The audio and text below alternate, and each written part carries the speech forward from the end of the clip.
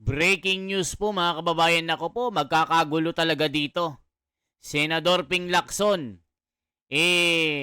nilait po si Marcoleta at Amy Marcos.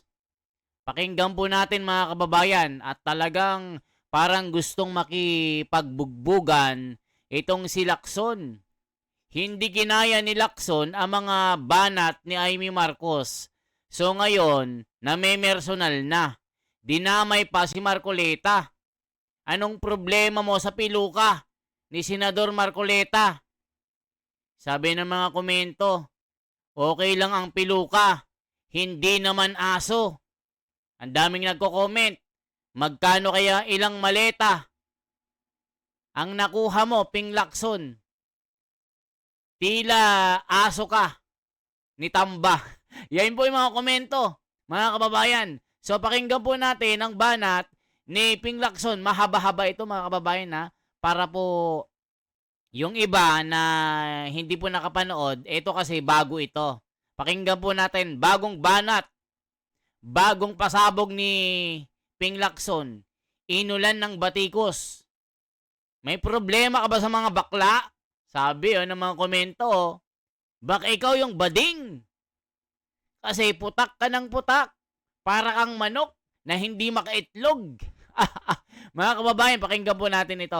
Sumasabog po at tila naghahamon ng suntukan itong si Ping Lacson. Na tila siya yung binabae. Yan po yung mga komento Tuloy po natin. Po. Ay, magandang hapon. Magandang hapon sa ating lahat. Happy New Year. Happy New Year, sir. Sir, una muna, tuloy na tuloy po ba yung nakaschedule na Blue Ribbon Committee on Monday, January 19? Yeah, mamaya. Anyway, may opening statement Okay, ako. sir. Pwede? Go ahead, sir. Sige, okay. Magsabunutan daw kami. Yan ang reaction ni Senator Amy Marcos sa issue ng di umano ay pork barrel sa 2026 GAA, allocables and her baseless insults and untruthful criticisms against the Senate Blue Ribbon Committee, which I chair. Either Senator Amy thought na piluka yung buhok ko or she was insinuating na bakla ako. Kaya siya nagamon ng sabunutan. On both counts, I say nothing can be farthest from the truth. No? Una, hindi po piluka ang aking buhok. Idugtong ko na rin na walang peke sa mukha ko. Hindi rin pustiso ang ngipin ko. My teeth are all mine. Ulitin ko, walang peke sa anumang bahagi ng aking mukha. Pangalawa, lalong hindi ako bakla. At yung iniisip ni Senator Amy na bakla ako, wala siyang maaaring makita na macho dito sa mundo. Pangalawa, So yan mga kababayan, ang mga pang-iinsulto ni Senador Ping Lacson kay Marcoleta at Amy Marcos. Kasi nga hindi na kayang sagutin ang mga komento, kaya ito si Lacson na personal na. Anong sabi ng mga komento mga kababayan? Pakinggan po natin anong sinasabi dito. Ito po yung mga komento. Pakinggan po natin mga kababayan ko ha, para po malaman nyo po ito. Si Lacson, wala nang masabi. Ayun, na personal na, nanlalait na, akala mo kapogi. Yan yung komento. Akala mo kapogi ni Lacson. Okay lang magkapilo ka. Wag lang maging tuta. Hala ka, grabing mga komento dito. or anyway, please don't get me wrong. I have nothing against homosexuals. It is their choice and I respect them for that. But as far as I'm concerned, kahit hindi ako kagwapuhan, para sa akin, masarap pa rin na maging tunay na lalaki. At tulad ni Tito Soto at Gringo Hunasan, macho din po ako. Lalaking lalaki. Period. End of discussion. On Monday, January 19, we will resume the Blue Ribbon Committee hearings. Wait lang, kung lalaking lalaki ka, ba't hindi mo kayang humarap kay Marcoleta ng harap-harapan? Yung face to face. Kasi babanat ka social media, sa press con, pero sa oras ang debate ayaw mo. Kung lalaking lalaki ka, harapin mo sila. Hindi yung hinahamon ka ng debate. Tahimik ka lang. Ni wala kang alam sa batas. Nagpipilit ka na nag-aabogado. Yan yung komento. Sabi ni Pedring, Lacson ano na? 2026 na. May nakulong ba? Walay! Yan ang sabi ng komento ni Dennis Santos. Yung pangako ni BBM, no, nasaan na Ping Lacson? Na may ipapakulong. Wala naman. Nasaan yung 20 pesos sa bigas? Wala naman. O hanggang sa December 15, 26, 25, hanggang 31, ano na? Ano? Si Romeo Pockis, ang big fish? O nasaan ang nakulong? Wala. Ayan, si hinahabol. Si Leviste. Yan ba ang legasiya? Walay, Lacson. Yan ang sabi ni Jason Sonsa ng Cavite. Hindi na kami naniniwala sa iyo, Lacson. Anong problema mo sa piluka ni Marcoleta? Sabi kung matapang ka, harapin mo. Mas okay maging may piluka kaysa aso. Yan ang sinasabi ng mga komento. Nako po mga kababayan, galit na galit ang mga tao dito kay Lacson. To further clarify some issues surrounding the flood control anomalies. Hence, we'd like to know more about the so-called Cabral files. Not necessarily from Congressman Leandro Leviste, although he is most welcome to attend and participate in the hearing. In fact, we're also sending an invitation to the Speaker of the House of Representatives. But we prefer to get it from the original and official source itself, the DPWH, Department of Public Works and Highways. In this regard, we are issuing a subpoena duces tecum to Secretary Vince Dizon with the end in view of consolidating all the files, including but not limited to what the late Undersecretary Cabral left before she died, and which are confirmed to be in the possession of the department and which the Blue Ribbon Committee needs to further enhance our inquiry and investigation. Ayan mga kababayan, anong sinasabi ng mga tao dito kay Lacson? Ito po, dapat imbestigahan din si Tambaluslos, halaka, Edgar Tan. Focus na lang dyan na investigation, kaya wag na tayong maniwala kay Lacson. Naghamunan ang mga buhaya, halaka, ganyan talaga protector ng korap. Lalo pag property compensated, nakakagulat ang will ng mga politikos. Now, they action and motives is not to serve, but kung paano kikita. Hindi talaga aasenso ang Pilipinas. Busog sila, but still walang kabusugan. Sabi ni Evangelista or Ubina, wala na kaming tiwala sa iyo, kuratong, kasabwat ka upang pagtakpan ang malalaking isda dahil nakinabang ka rin. Grabe, Manuel Ramirez. Ayan po yung mga komento. Nung si Marcoleta, alam namin na may direksyon.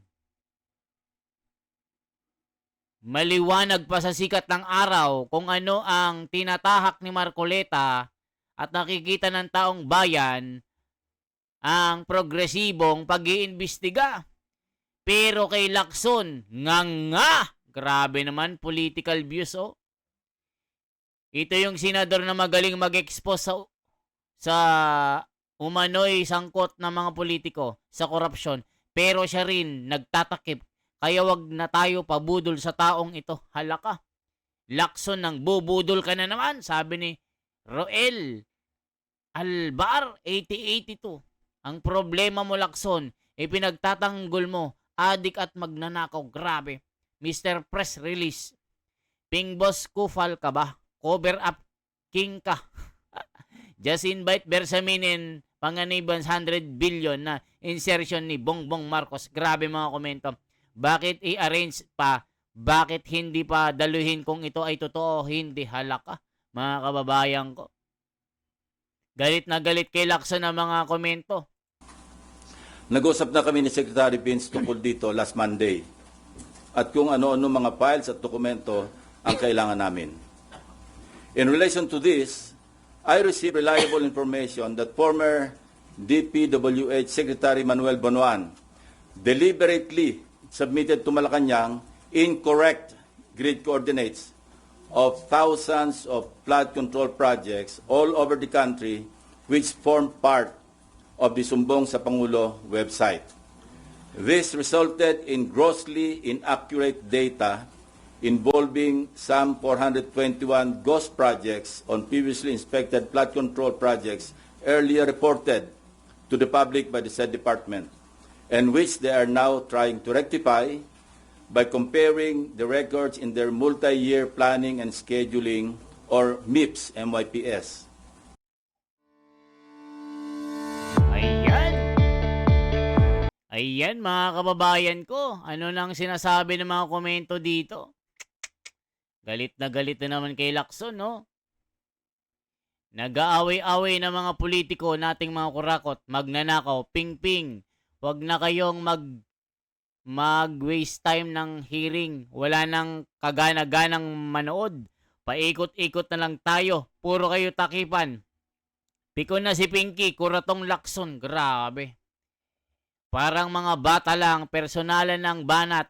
Maging patas kasi kayo. Senping, bakit si Dison ang pinapatawag mo? Si Bonoan gumagawa ng budget nila sa 2026 at nakarang taon, sayang ang mga pinaghirapan ng mga tauhan mo sa pag-iimbestiga sa flood control. Project na binida-bida mo dyan. Naku, wag kwento ang sarili mo, Sen.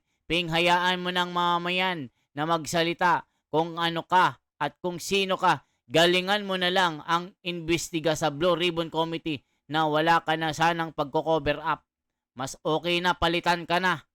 Si Senador Marcoleta na lang ang ipapalit. Maigi pa ito. Grabeng mga komento, mga kababayan. Walang nangyayari, Ping Lacson, sa iyong liderato. Puro na lang takipan ang nangyayari. Tila sayaw na walang katapusan. Nakakasawa ka na, Ping Lacson. Grabe mga komento, mga kababayan. Galit na galit. Application or PCMA and other related documents that remain intact and in the possession of the department. Second, we would like to clarify persistent reports that former Speaker Martin Romualdez had purchased a house and lot in a plush subdivision in Makati City using the Discayas as front in the said sale. If verified to be true, this could possibly establish a direct connection between the former Speaker and the Discayas. In this regard, we may invite the former owner of the property to shed light. This is what I'm advising Senator Amy Marcos. Noise does not convict. Neither does it indict even who may be perceived as the most guilty in the FCP or flood control project saga. Only evidence does. Kaya Kasi nga, ayaw mo namang imbestigahan. Hindi ka naman interesado kay Gutesa at dito kay Saldico. So, ang inaano mo, bumili lang ng bahay si former speaker. So, iimbestigahan mo na. So, yan na. Yung ebidensya. Para hindi mabigat yung kaso. Yun yung komento mga kababayan ko. kung meron siyang mayaambag na ebidensya para madiin ang kanyang pinsan, sumali siya sa pagdinig. Walang pipigil sa kanya at walang magbabawal sa sasabihin niya o gagawin niya. We would also seek further clarification from the so-called BGC boys and what prompted reports that they have recanted or planning to recant their testimonies before the committee or any other investigating body. I also intend to clarify with former Yusek Bernardo the circumstances behind a failed attempt by former Chief PNP and now MMDA General Manager Nicolas Torre to take him under the custody of the latter and find out for what purpose. We will also issue subpoena to personalities who snubbed our invitations during the last hearing under pain of contempt and arrest by the Senate Sergeant at Arms. With all that said, I'm ready to answer your questions. Sir, balikan ko lang yung kay So yan mga kababayan, yan na po mga banat ni Ping Lacson dito. So anong masasabi nyo kay Ping Lacson mga kababayan?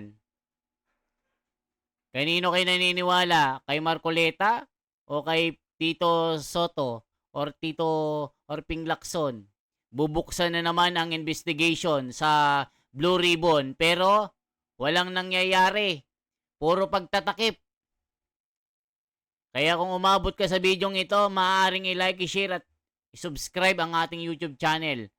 For transparency, for a better democracy. I-comment nyo rin kung taga saan po kayo. Okay po? Mabuhay, ako si The Wonders Philippines. Salamat po.